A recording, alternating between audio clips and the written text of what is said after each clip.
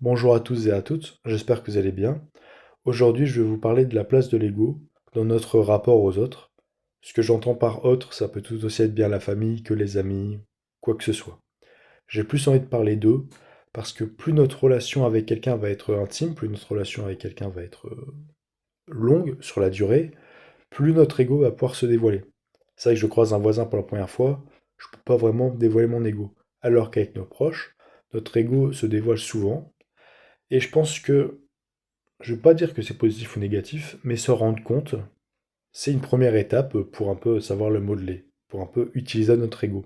Et je vais essayer de vous décrire des exemples de comment est-ce que notre ego se retrouve dans ce rapport aux autres. Le premier point, ça va concerner nos émotions. Nos émotions qui sont régulées par l'ego, hein, ça permet d'éviter de se manger tout en pleine figure. En fait, l'ego va un peu adoucir les angles. Et le premier point que j'ai remarqué, c'est que généralement, on considère que nos émotions qu'on ressent nous individuellement, c'est les émotions du monde. Par exemple, si moi je suis triste, tout le monde doit être triste, ou tout le monde est triste. Et il y a une logique à ça, il y a une logique assez simple, c'est que face aux émotions qu'on ressent, par exemple si demain je suis très content, eh ben ça va un peu baisser ma clarté sur le monde, je vais pas pouvoir m'imaginer que des gens sont tristes. Donc si demain je suis heureux, et ben je vais avoir seulement le point de vue de quelqu'un heureux sur le monde et je vais considérer que tout le monde est heureux. Il y a un exemple très simple avec la loi de Murphy, qui est la loi comme quoi un malheur n'arrive jamais seul. Et ben par exemple, en allant au boulot, votre réveil sonne pas, ensuite votre café se lance pas, ensuite votre voiture, il faut faire le plein, donc vous devez vous arrêter au plein, puis ensuite vous avez un tracteur sur la route. Et en fait, ça c'est la loi de Murphy, comme quoi tous ces malheurs vous arrivent parce que ils doivent arriver tous ensemble, et jamais individuellement.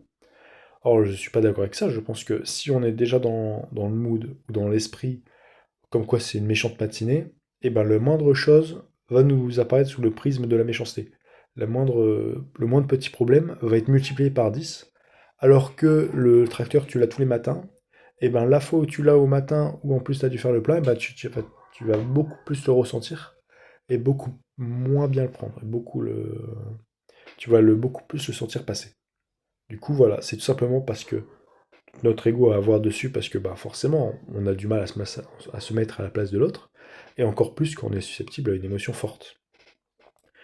Et c'est un peu de cette vision qu'on a où, moi, ma vision du monde représente la vérité. Si demain je suis triste, le monde doit être triste, parce qu'on n'imagine pas que le monde a des émotions supérieures ou égales à nous. Non, c'est nos émotions qui dominent le monde. Le monde doit se plier à nos émotions.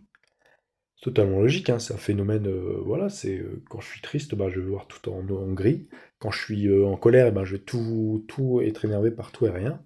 Alors que quand je suis joyeux, je vais être énervé par pas grand-chose. Et ben ça, c'est notre ego qui joue dessus. Parce que notre ego dit que le monde doit se plier à nous. Et non pas nous devons nous plier au monde ou nous devons cohabiter avec le monde. Non, notre ego nous place au-dessus.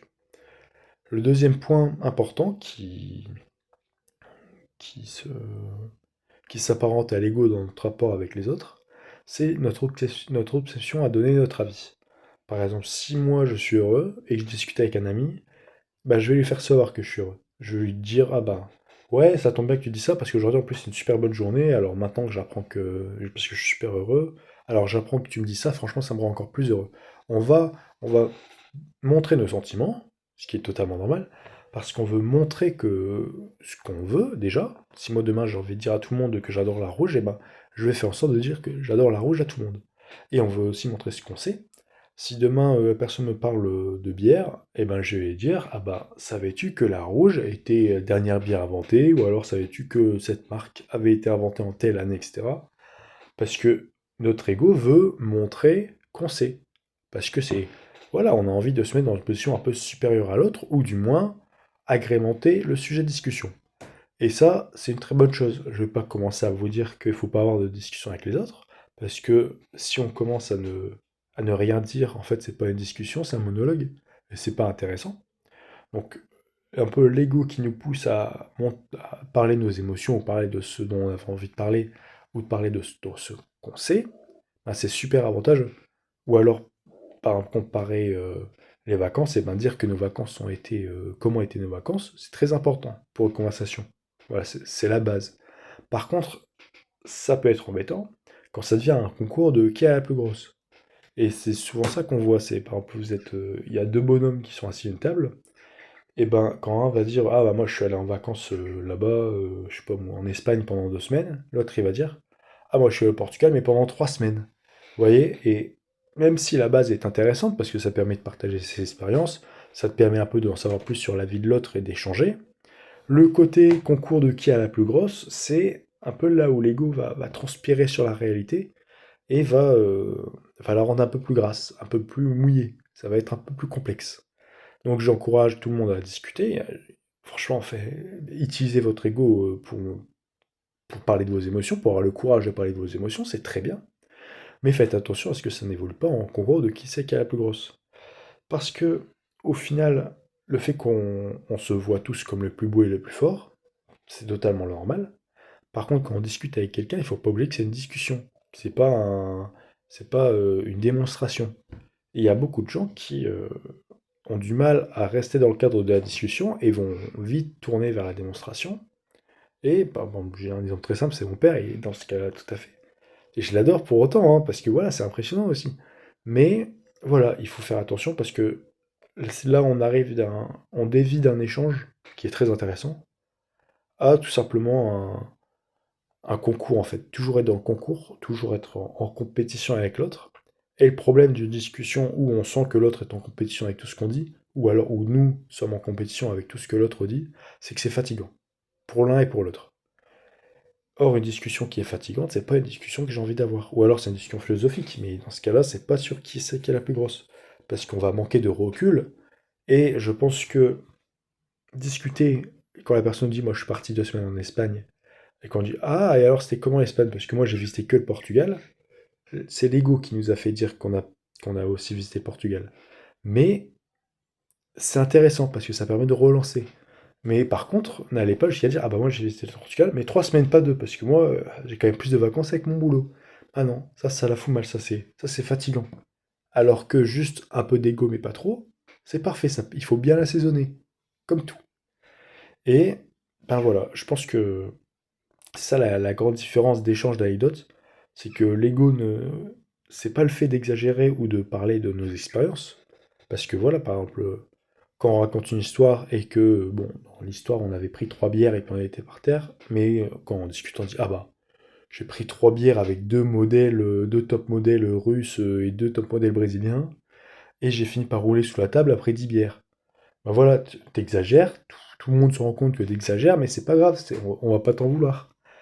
Par contre, donc si t'exagères dans ta vision des choses, ça ne gêne personne. Par contre, si tu essaies toujours de supplémenter l'autre, de suppléer l'autre, par exemple, l'autre nous dit, ah bah moi j'ai pris 3 bières, et l'autre, toi tu lui dis, ah bah moi j'en ai pris 4, là c'est fatigant. En fait, l'ego veut nous faire entrer en compétition avec l'autre parce que ça nous fait toujours du bien d'écraser, enfin pas d'écraser l'autre, faut pas non plus être trop chaud, mais ça fait toujours du bien de se sentir supérieur à l'autre. Alors ça, ben, il n'y a pas besoin d'une discussion entre amis, parce que ben, je ne ressens pas le besoin d'être supérieur à mon ami. Donc voilà, mais ça transpire toujours un peu, et il faut savoir le contenir. C'est pour ça que je fais cette vidéo, pour moi comme pour vous, pour vous rendre compte un peu des points à ne pas dépasser. Le troisième point, qui fait vraiment ressentir notre ego, ça va être qu'on va toujours juger les autres sous une lentille plutôt que positive. Et nous, on va toujours se voir sous le côté positif et jamais sous le côté négatif. Et ça a un effet assez clair, c'est que pour booster notre ego, si à chaque fois je crois quelqu'un dans la rue, je veux dire, lui il est grave mal habillé, puis après je me dis, moi je suis hyper bien habillé, bah, c'est le vieil adage, il est plus facile de voir la paille dans l'œil de son voisin que la poutre dans son œil. Bah, tout ça c'est pour flatter notre ego. Par contre, je vais pas forcément épiloguer là-dessus, parce que bah, personnellement, je suis pas un saint et je pense que je le fais beaucoup, mais je m'en rends moins compte. Et quand je croise quelqu'un, je pense pas le juger sous le côté négatif. Je pense plutôt essayer de faire ressortir la positivité en lui. Parce que voilà, je pense que c'est ma vision aussi, mon boulot qui a fait que j'essaie toujours de voir le côté positif et on tend toujours vers le côté positif. Mais je pense que dans la majorité des gens, et voilà, encore une fois, je vais me la péter, mais la majorité des gens c'est le cas et moi c'est pas le cas. Donc essayez de vous rendre compte que vous jugez les autres peut-être sous une lentille négative et que vous. Si je le fais aussi, mais voilà. Et on va pas parler plus longtemps dessus parce que chacun a sa propre vision des choses. Donc la solution à ça, c'est, donc pour finir la vidéo, la solution à ça, c'est pas qu'il y a une solution, parce que l'ego c'est bien, c'est grâce à l'ego qu'on a de l'évolution, c'est grâce à notre ego qu'on a des initiatives, et l'ego renforce nos émotions, ce qui est très bien, et puis ça permet aussi, comme je vous ai dit, d'alimenter les anecdotes, et franchement, vivre sans ego, ça m'a pas l'air non plus très, très marrant. Par contre, il faut faire attention à ce que notre ego transpire pas trop dans la réalité.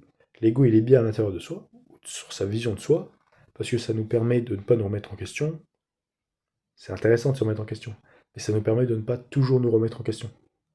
Et dans la grande majorité des cas, ça vaut pas la peine de se poser des questions métaphysiques ou alors de se remettre tout en question de notre personne et notre façon de penser. Non, mais l'ego permet déjà d'un peu se protéger et d'un peu de vivre mieux les choses. Par contre, lorsque l'ego transpire notre réalité, comme je vous ai dit dans les deux exemples, enfin dans les trois exemples que je vous ai donnés, qui va être qu'on met fait, qui vont être penser que tout le monde partage nos émotions, que si on est heureux, tout le monde doit être heureux, par exemple, ne pas supporter, c'est à ton mariage, et tu supportes pas qu'une personne soit en mode m'en fous, je suis juste là pour les petits pains. Ben tu supportes pas. Et ben si, supporte-le parce que t'as pas ton mot à dire sur ce que pensent les autres. Et si toi demain t'es triste et que tu vois quelqu'un rigoler, faut pas que tu le prennes pour toi. Il faut évoluer au-dessus et se rendre compte que finalement tu fais partie du monde, tu coopères avec et c'est magnifique. Prends pas trop la confiance. Franchement, si demain, encore une fois, si tu es dans un environnement triste, tu seras triste. Mais c'est pas parce que tu es triste que tu dois faire que ton environnement soit triste. Voilà. Ensuite, l'obsession de donner son avis, encore une fois, c'est très intéressant de donner son avis, c'est la base de l'échange. Mais ne transformez pas ça en un concours de qui a la plus grosse. Voilà. Ensuite, essayez de vous rendre compte que ne dites pas aux autres ce que vous n'aimeriez pas ce qu'on vous dise. C'est le conseil barbant numéro un. Et c'est pour ça que j'aime pas trop parler de ce sujet, parce que c'est évident, tout le monde le sait. Mais bon, voilà. Prenez pas trop la.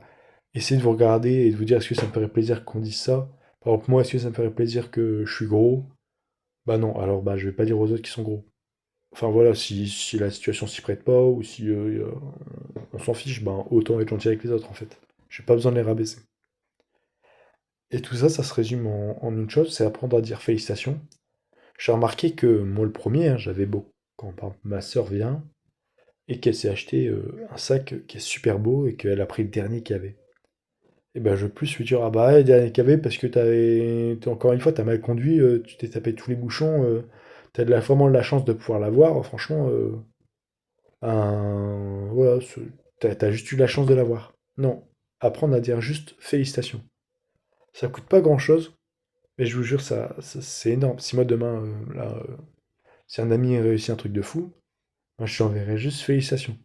Il faut pas se sentir attaqué par la réussite des autres, parce que ça c'est un peu notre ego qui... Voir la réussite des autres, c'est un peu un retour à la réalité que notre ego essaye d'empêcher. Notre ego, il nous met des œillères en mode c'est nous les plus beaux, c'est nous les meilleurs. Et puis si on voit que quelqu'un réussit mieux que nous, ah ben, notre ego va être contre ça. Non, soyez pas contre ça. Apprenez à juste dire félicitations quand il y a des belles choses. Et ça vous permettra à mon avis, d'améliorer grandement vos relations avec les autres. Encore une fois, je ne suis pas gourou, je n'ai pas les paroles de l'évangile, mais bon, voilà. Je pense que c'est des petits conseils. Puis j'y ai bien réfléchi, et puis dites-vous, est-ce que vous faites certains de ces points dans la vraie vie? Si oui, est-ce que c'est positif ou c'est négatif, d'un point de vue global? Et si c'est positif, ben, continuez de le faire. Voilà. Si c'est négatif, essayez de changer. Et se rendre compte que la chose est négative, c'est la première chose, c'est la première étape pour changer, justement. Sur ce, je vous dis à la prochaine. Bye.